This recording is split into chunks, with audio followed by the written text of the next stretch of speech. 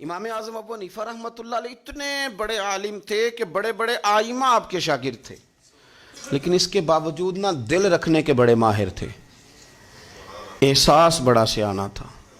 ماں جو ہوتی ہے نا، ماں وہ ساری زندگی بچے کو بڑا نہیں سمجھتی، اور اس میں مزہ بھی بڑا ہی آتا ہے۔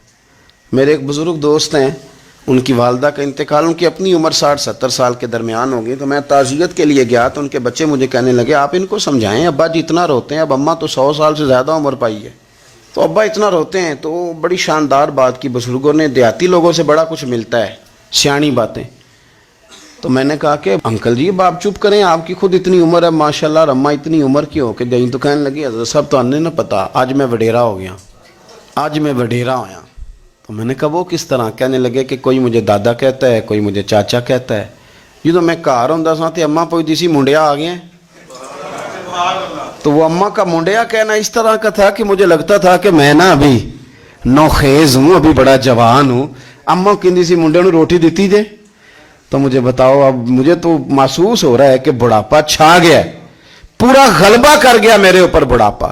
تو میرے عزیز، آپ اچھی طریقے سے اس بات کو سمجھیں گے اور یاد رکھیں گے کہ امام صاحب کی جو والدہ تھی نا، امام صاحب بڑے عالم تھے، سینکڑوں ہزاروں لوگ شاگرد تھے، اور جو خوش حسین ہیں آپ کے استفادہ کرنے والے، ان کی تعداد تو بے شمار ہے۔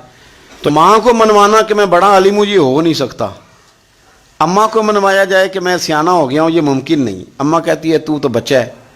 تو امام صاحب کے ایک شاگرد تھے، تقریر بڑی اچھی کرتے تھے، تو آپ کی ماں ان کی تقریر سنتی تھی، تو کوئی مسئلہ ہوتا تو امام اعظم ابو حنیفہ سے کہتی کہ اس سے پوچھ کے آؤ۔ تو امام صاحب کہتے ہیں اماں میں نہ بتا دوں؟ تو اماں کہتی تو بچہ ہے، تجھے کیا پتا؟ تو امام صاحب ضد نہیں کرتے کہ اماں وہ میرا شاگرد ہے، میرے پاس پڑھا ہوا ہے، چلو تقریر اچھی کرتا ہے، پر میرا شاگرد ہے۔ ضد نہیں کرتے، امام صاحب اس شخص کے پاس جاتے، اس سے جا کے کہتے یار یہ مسئلہ میری اماں نے پوچھا ہے، تو بتا اس کا جواب کیا ہے؟ تو کہتے استاد جی مجھے کیا پتا ہو، میں تو آپ سے مسئلے پوچھتا ہوں۔ تو امام صاحب رحمۃ اللہ علیہ فرماتے چل پھر میں تجھے جواب دیتا ہوں، وہ تو یاد کر لے، پھر تو وہ مجھے بتا۔